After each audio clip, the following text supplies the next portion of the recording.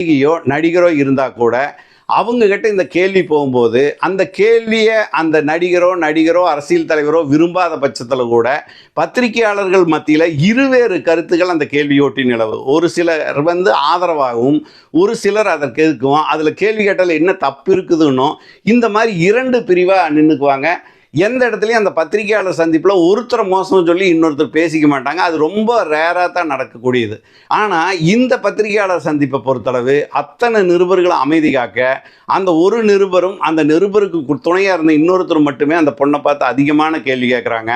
அந்த கேள்விகள் அப்படிங்கிறத விட வாக்குவாதம் பண்ணுறாங்க. அந்த ஒரு கேள்வியொட்டி தான் அந்த பொண்ணு பேசிகிட்டே இருக்குது. என்னோட உடல் எடையை தெரிஞ்சு நீ என்ன பண்ண போகிற, எனக்கு ஹார்மோன் பிரச்சனை இருக்குது, இது மாதிரி எத்தனையோ ஒரு பெண்களுக்கு பிரச்சனை இருக்குது, அந்த நடிகர்கிட்ட நீ எதுக்கு அதை கேட்கணும், போன ப்ரெஸ் மீட்டில் நான் இந்த கேள்வியை நான் செரிமானம் பண்ணுறதுக்கே ரொம்ப டைம் எடுத்துக்கிட்டேன்.